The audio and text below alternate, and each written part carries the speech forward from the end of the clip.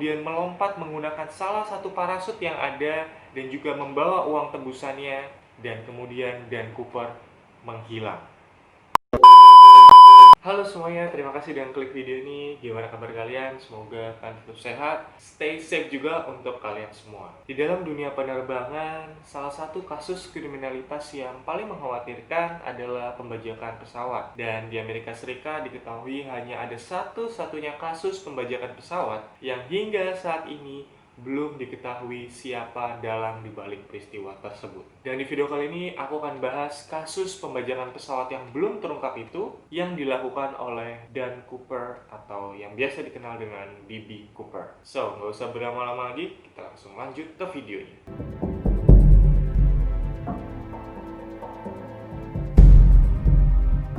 Tepat pada 24 November 1971 diketahui ada seorang pria yang membeli tiket pesawat Northwest Orion Airlines dengan kode penerbangan 305 dari Portland, Oregon menuju Seattle, Washington DC, Amerika Serikat seharga $20 atas nama Dan Cooper. Pria ini diidentifikasi umurnya sekitar 40 tahunan, memiliki tinggi badan sekitar 183 cm, bertubuh kurus, berambut hitam, mengenakan setelan jas berwarna gelap dengan dasi berwarna hitam yang ada klipnya, dan juga menggunakan kacamata berwarna hitam.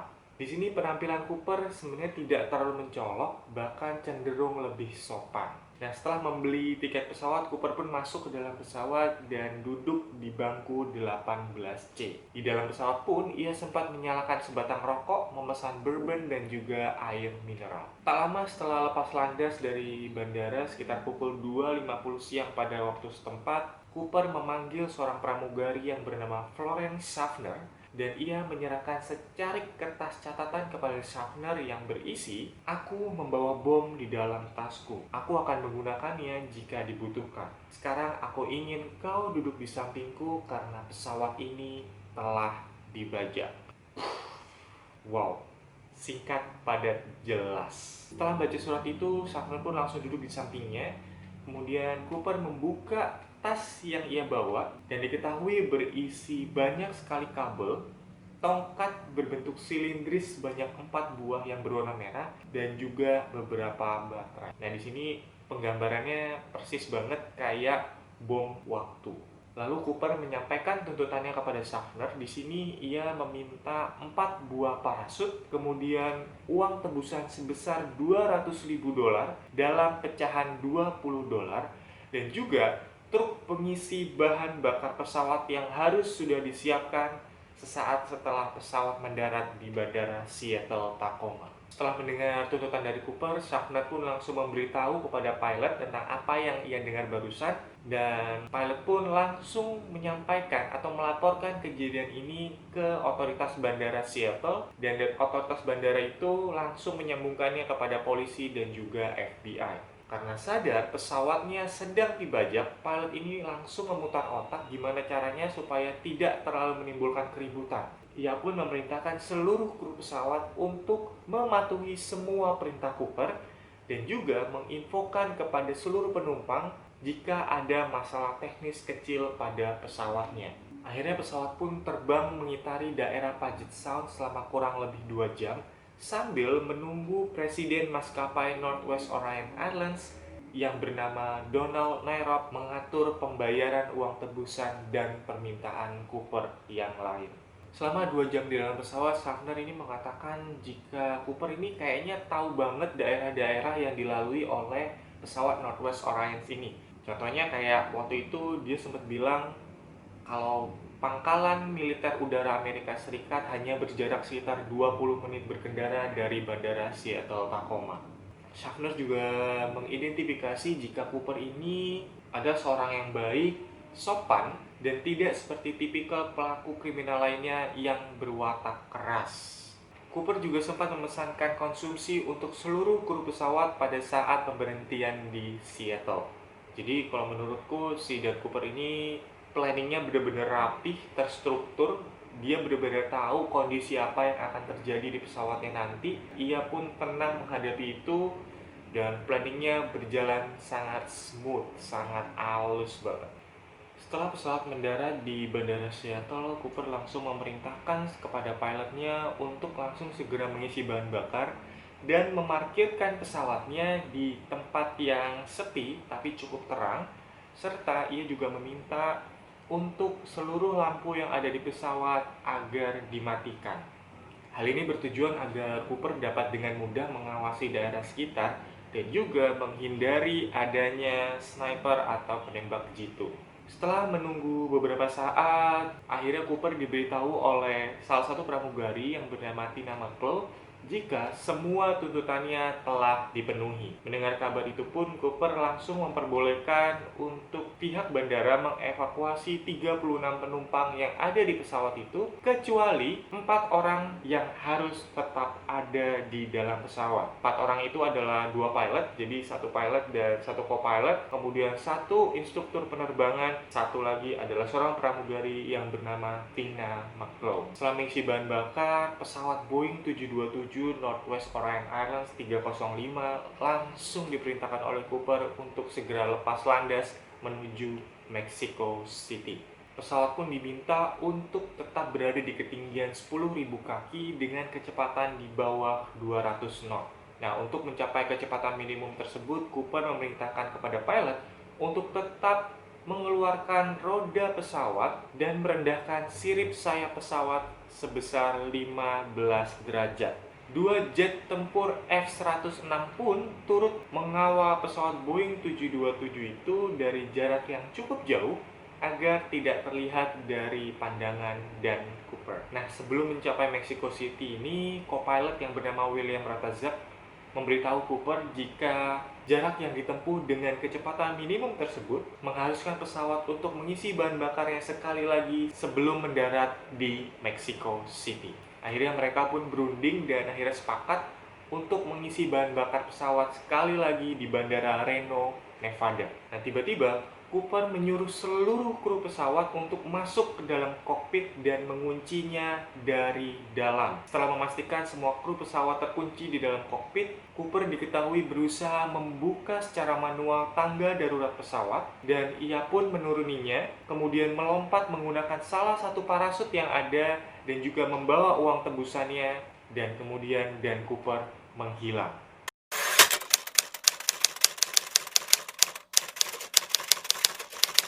Kita masuk ke proses investigasi. Di proses investigasi ini terbilang memakan waktu yang cukup lama dengan melibatkan banyak orang juga.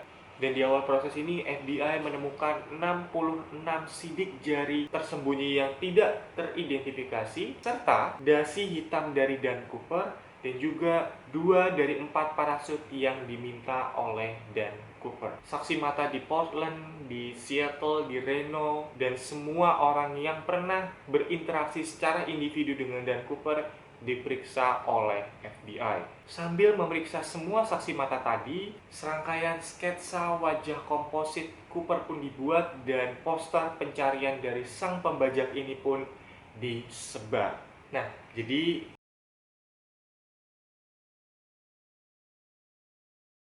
mana ini 2 orang berbeda atau gimana? Jadi gini, pada saat itu ada sebuah media cetak yang turut mengabarkan kasus pembajakan dari Dan Cooper ini. Media tersebut keliru menuliskan nama D.B. Cooper sebagai tersangka dan bukanlah Dan Cooper. Nah, kesalahan penulisan itu akhirnya dikutip oleh berbagai media lainnya hingga julukan D.B. Cooper tertanam di memori publik sebagai salah satu pembajak pesawat Boeing 727 Northwest Orion. Jadi, Dan Cooper dan D.B. Cooper ini sebenarnya orang yang sama.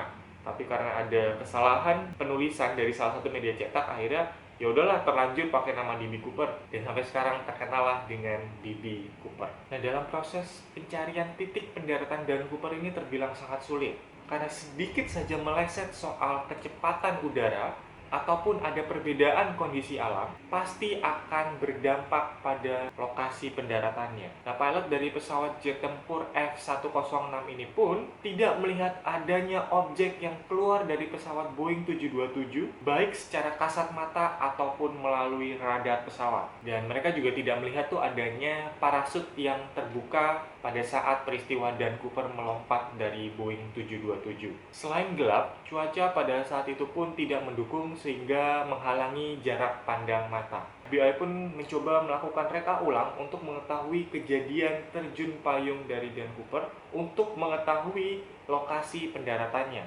Eksplorasi awal memperkirakan jika Dan Cooper ini mendarat di selatan lembah Gunung Saint Helens, itu sekitar beberapa kilometer tenggara dari Ariel, Washington DC, Amerika Serikat. Nah, di sini tim investigasi pun melakukan pencarian yang lebih luas lagi, jadi nggak hanya di gunung itu. Mereka melakukan penyisiran secara manual dan juga menggunakan helikopter. Ada pula yang melakukan pencarian di sepanjang Danau Merwin dan juga Danau Yale. Namun setelah melakukan penyisiran tersebut, tidak ada hasil yang ditemukan. Bahkan tidak ditemukan jejak Cooper dan juga barang ataupun peralatan yang keluar bersama Dan Cooper pada saat ia terjun payung. FBI pun nggak lelah di situ aja, nggak patah semangat. Mereka pun mencoba melakukan investigasi ulang dengan dibantu 200 tentara angkatan darat, pasukan angkatan udara, pasukan keamanan nasional, beberapa sukarelawan, dan juga FBI menyewa kapal selam milik angkatan laut untuk melakukan pencarian ulang secara intensif di daerah Clark County, Colwys County, dan juga Danau Merwin pada kedalaman kurang lebih 61 meter yang memakan waktu selama 36 hari. Jadi benar-benar serius banget FBI mengusut kasus ini. Dia sampai nyewa kapal selam yang mungkin si Cooper ini nggak selamat. Dia bisa jadi tenggelam di dalam danau, dan kapal selam itu bertugas untuk mencari apabila Cooper ini meninggal atau tewas pada saat pendaratan itu nggak selamat. Siapa tahu ada jasadnya di bawah danau tersebut. Nah, selain melakukan pencarian yang secara intensif tadi itu, FBI juga melakukan pencarian dengan cara melacak aliran uang tebusan yang dibawa oleh Dan Cooper dengan menyebarkan daftar nomor seri dari uang tersebut kepada berbagai instansi keuangan, kasino, arena pacuan, dan juga semua organisasi bisnis dengan sirkulasi keuangan yang sangat besar. FBI juga menyebarkan ke beberapa badan hukum yang ada di seluruh dunia. Imbalan yang cukup besar pun dijanjikan oleh FBI bagi siapa saja yang berhasil menemukan informasi dari uang tebusan tersebut. Tetapi hasilnya pun sama, nihil, nol. Nggak ada yang tahu itu uang tebusan kemana. Pencarian di danau pun nggak ditemukan jasad di dasar danaunya. Di beberapa badan hukum tidak ditemukan. Di bank pun nggak ditemukan adanya orang yang menyimpan uang sebanyak kurang lebih $200.000 sampai saat ini.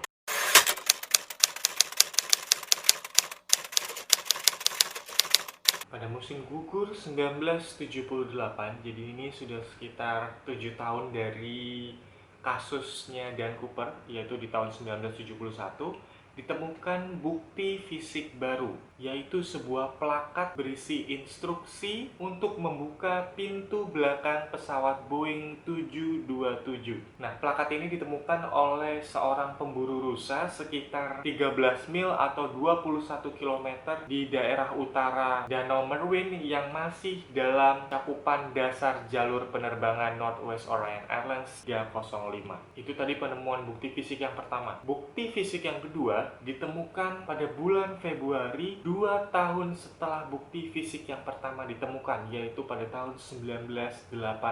Bukti fisik ini ditemukan oleh seorang bocah yang berumur 8 tahun yang bernama Brian Ingram. Nah, saat itu Brian dan keluarganya sedang berlibur di Sungai Columbia yang berjarak sekitar beberapa puluh kilometer dari titik pendaratan Dan Cooper. Nah, ketika itu Brian sedang bermain sambil menggali pasir di sungai tersebut, dan ia menemukan 3 paket uang yang diduga berasal dari uang tebusan peristiwa pembajakan oleh Dan Cooper dalam kondisi yang masih rapih dan terikat oleh karet, walaupun uangnya agak sedikit sudah hancur. Setelah menemukan uang tersebut, pihak keluarga dari Brian pun langsung melaporkan kepada FBI, dan FBI pun langsung membenarkan bahwa uang tersebut adalah sebagian dari uang tebusan yang diminta oleh Dan Cooper. Jadi isinya ada 2 paket yang masing-masing berisi 100 lembar dan 1 paket yang berisi 90 lembar, dan semuanya masih tersusun rapi sama seperti pada saat diberikan kepada Dan Cooper. Nah, tetapi penemuan ini banyak disangkal oleh beberapa pihak dari para investigator dan para ilmuwan juga. Mereka beropini jika uang tersebut ialah bagian dari uang tebusan Dan Cooper, maka seharusnya kondisinya sudah terkikis bahkan sudah hancur. Terutama karet pengikat di uang tersebut yang harusnya sudah lama sekali terputus. Nah, dari tahun 1971, yaitu peristiwa pembajakan oleh Dan Cooper, hingga saat ini hanya 2 buah barang bukti yang ditemukan yang berasal dari luar pesawat yang berkaitan dengan pembajakan pesawat Northwest Orion Airlines 305. Jadi barang itu cuma plakat yang berisi instruksi tadi dan juga 3 paket uang. Jadi dari tahun 71 sampai sekarang nih 2020, selama hampir sekitar 49 tahun, cuma 2 barang bukti aja yang ditemuin. Bagaimana menurut kalian? Bisa komen di bawah. Kita lanjut.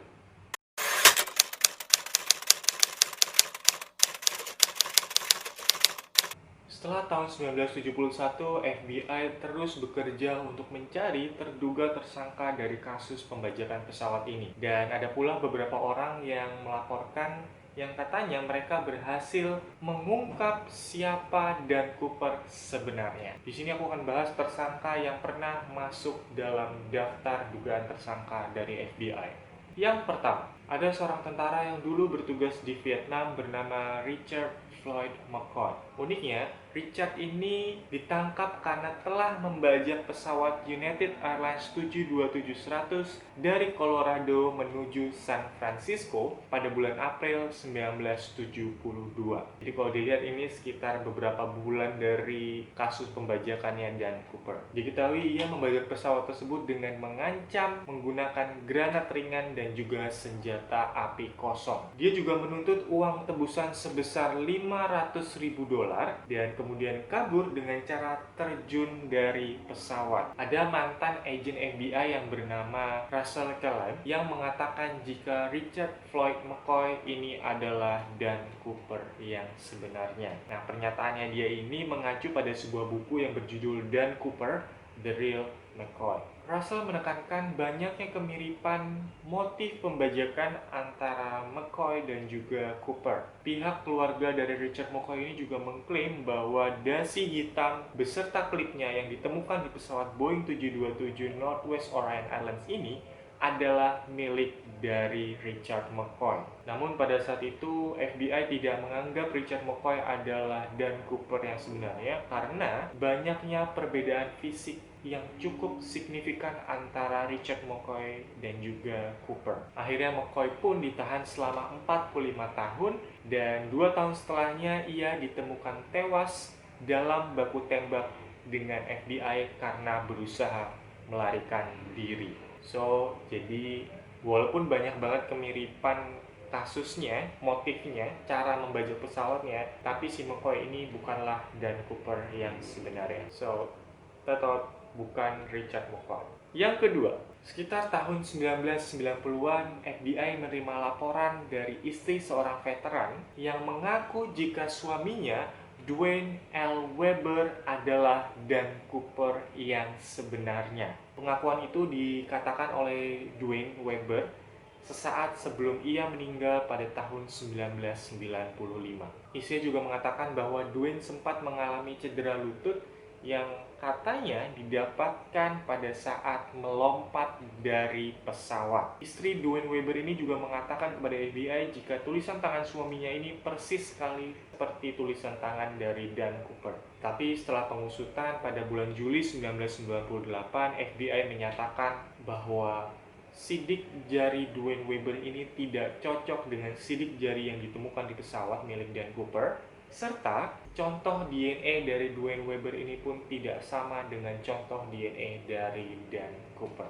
Padahal sebenarnya dari wajahnya pun mirip banget ya, tapi sidik jari dan DNA-nya nggak cocok dengan milik Dan Cooper. So, tetap bukan Dwayne Weber. Yang ketiga, pada tahun 2003 ada seorang yang bernama Lyle Christensen yang mengaku jika kakaknya yang bernama Kenneth Christensen adalah Dan Cooper yang sebenarnya. Kenneth ini diketahui pernah menjadi tentara dan terlatih sebagai penerjun payung. Hal-hal mencurigakan muncul dari Kenneth Christensen ini tepat setahun setelah kasus pembajakan dari Dan Cooper. Kenneth ini diketahui membeli sebuah properti mewah secara tunai. Anggota keluarga dari Kenneth pun juga menemukan koin-koin emas, perangko yang berharga, serta uang sebesar $200.000 di dalam rekening bank Kenneth Christensen. Meski demikian, FBI yakin jika Kenneth Christensen tidak bisa dipertimbangkan sebagai tersangka utama karena ketidakcocokan deskripsi dari saksi tentang ciri-ciri fisiknya dan juga keahlian terjun payung dari Kenneth Christensen ini jauh lebih ahli dibandingkan dengan Dan Cooper. So, tetap lagi bukan Kenneth Christensen. Yang keempat dan juga tersangka yang terakhir, muncul nama seorang William Gossett. Ia adalah seorang veteran tentara yang memiliki banyak sekali pengalaman militer, termasuk terjun payung dan juga bertahan hidup di alam liar. Nama William Gossett muncul atas laporan dari seorang pengacara yang bernama Galen Cook, yang mengaku telah menemukan lokasi uang tebusan dari Dan Cooper ini pada deposit box milik William Gossett di Vancouver. Galen Cook juga menginfokan kepada FBI jika William Gossett ini diketahui berjudi di Las Vegas beberapa minggu setelah kasus pembajakan dari Dan Cooper. Namun, lagi-lagi FBI menyatakan bahwa William Gossett tidak memiliki bukti secara langsung atas peristiwa pembajakan oleh Dan Cooper. So, lagi dan lagi, Tetot bukan William Gossett. Kita lanjut. Di sini aku akan membahas beberapa teori dan dugaan-dugaan dari kasus pembajakan Dan Cooper. Nah, sejak peristiwa pembajakan hingga proses investigasi yang memakan waktu cukup lama, FBI pun akhirnya mengupgrade sketsa wajah dari Dan Cooper seiring dengan pertambahan usianya. Meski begitu, deskripsi fisik dari Dan Cooper tidak berubah dan dianggap dapat dipercaya. So, ini adalah beberapa teori-teori yang disampaikan oleh para investigator dan juga para ilmuwan yang turut mengusut kasus pembajakan dari Dan Cooper. Yang pertama, ada yang berpendapat jika Cooper ini sangat amat familiar dengan pesawat Boeing 727 Northwest Orion Airlines ini. Diketahui pesawat jenis itu ialah yang paling memungkinkan untuk melakukan aksi pembajakan. Karena tidak hanya tangga udaranya, tapi juga posisi mesin pesawat bagian belakang yang cukup tinggi yang membuat Dan Cooper dapat melompat dengan aman tanpa khawatir terkena pembakaran dari jet pesawat tersebut. Cooper juga sangat tahu bagaimana cara mengendalikan kecepatan pesawat, ketinggian pesawat, dan yang paling penting, ia mengetahui detail tentang kemiringan sayap pesawat sebesar 15 derajat. Jadi, orang-orang itu beranggapan Cooper ini mungkin bisa jadi ia pernah bekerja sebagai petugas kargo atau pernah bekerja di pabrik pesawat terbang. Jadi, dia sangat amat mengetahui detail-detail penting di pesawat tersebut. Bagaimana menurut kalian? Komen di bawah. Next. Yang kedua, teori ini dari para agen FBI. Di sini agen FBI percaya jika Cooper sangat amat familiar dengan daerah Seattle dan mungkin Dan Cooper ini adalah seorang veteran angkatan udara yang terlatih dalam terjun payung. Jadi pada awalnya FBI ini mengira Dan Cooper adalah skydiver yang profesional karena mereka mengira lompatan yang dilakukan Dan Cooper itu sangat berbahaya. Tetapi ternyata anggapan itu salah. Karena untuk melompat ke daerah pegunungan dengan cuaca dingin yang ekstrim tanpa perencanaan yang matang serta dibantu oleh kru yang berpengalaman, bisa dipastikan Cooper tidak bisa bertahan hidup di alam liar. FBI menjelaskan pula jika tidak ada penerjun payung yang mau melompat di kegelapan malam di tengah cuaca ekstrim dengan kecepatan udara sebesar 200 meter per hour tanpa menggunakan parasut profesional dan hanya menggunakan setelan jas biasa. Cooper di sini juga tidak meminta helm dan ia pun gagal menyadari jika parasut yang ia bawa untuk melompat adalah parasut yang digunakan untuk latihan. Padahal, 2 dari 4 parasut yang diserahkan ke Cooper adalah parasut profesional. Tapi dia malah milih parasut yang jauh lebih tua dan hanya digunakan untuk latihan. So, anggapan-anggapan bahwa Cooper adalah militer atau skydiver profesional, semua itu salah. Gimana menurut kalian? Bisa komen di bawah.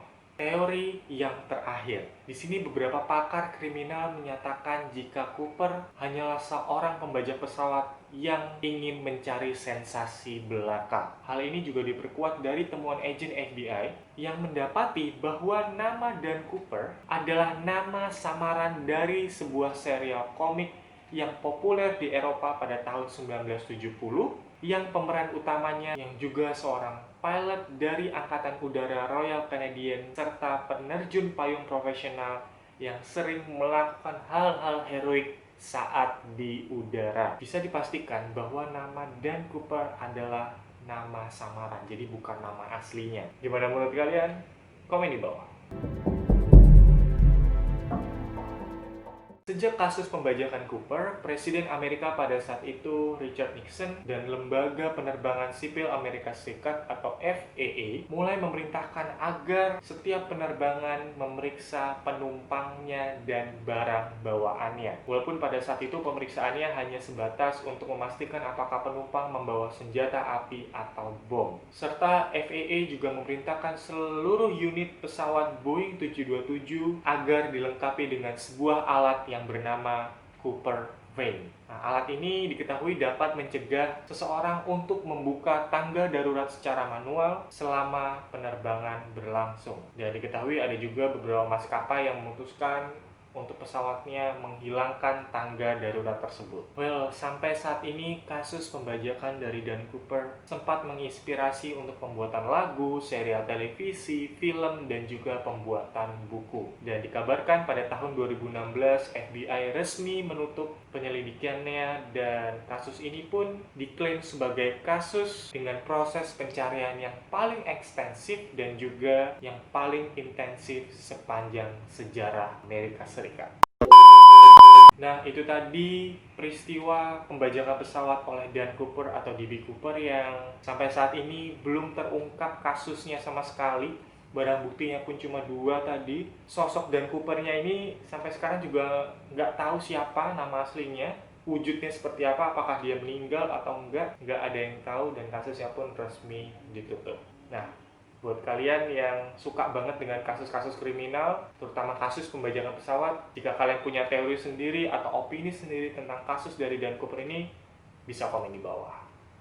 Well, aku mau ngucapin terima kasih banyak untuk teman-teman yang udah subscribe, yang udah like, yang udah komen, yang udah share juga video ini. Dan aku nggak bosan-bosan buat ingetin lagi, buat teman-teman yang belum subscribe, silahkan subscribe, tombolnya ada di bawah ini.